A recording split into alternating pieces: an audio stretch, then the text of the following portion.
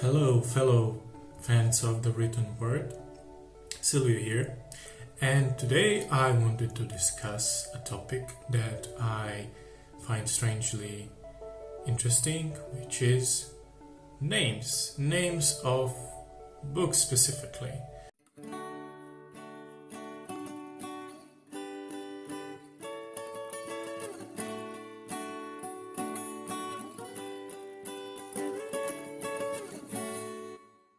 Names have power, and for me as a reader, they also hold this special kind of allure.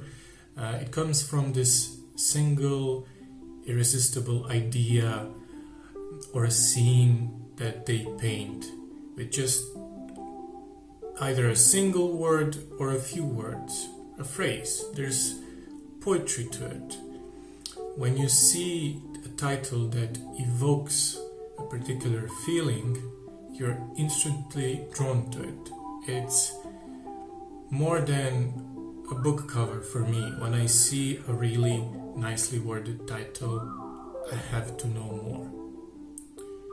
What I tend to like most are the titles that are made out of seemingly unremarkable common words, but together they form somewhat of a pronounceable elegance.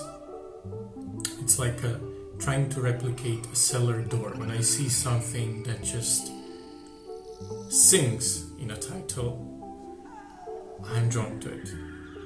So these are 5 books with great titles in my opinion. The word for world is forest by Ursula K. Le Guin. This novella was first published in the legendary anthology, Again Dangerous Visions. If you're familiar with Harlan Ellison, he's the one who published it. This is a second anthology he did. First one was just Dangerous Visions. And this is a part of the Hainish cycle. And I do recommend it. It's a story about uprising, colonialism and its evils. Also, since it was written in the 70s, it's a critique of the Vietnam War and militarism as well. But we are here for the title. And the title itself is probably my favorite that I've ever encountered so far, because it speaks so much with so little, because forests are the lungs of Earth, therefore there is no world without them. Equating or replacing world with forest is signifying how important it should be, but alas, it probably isn't. At least we as a humanity are not treating it as such. The Ocean at the End of the Lane by Neil Gaiman. Now this title is just music. It's musical. Say it out loud. The Ocean at the End of the Lane. It paints a picture. It's the ASMR of book titles, especially when Gaiman himself narrates it. It was published in 2013 and it is a tale of childhood, the perils of adulthood, and how one processes their childhood if it was traumatic. But I do highly recommend the audiobook version because, like I said, it is magical. To Your Scattered Bodies Go by Philip Jose Farmer. Now, who says there's no poetry in classic science fiction?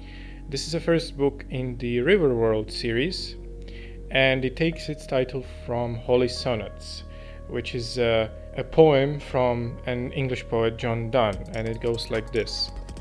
At the round earth's imagined corners, blow your trumpets, angels, and arise, arise. From death, you numberless infinites of souls, and to your scattered bodies go. The premise is equally appealing. What if Richard Francis Burton and a bunch of other figures of history wake up on a planet with a giant river? And what happens then? I will not spoil it, but it's really fun. The Name of the Rose by Umberto Eco.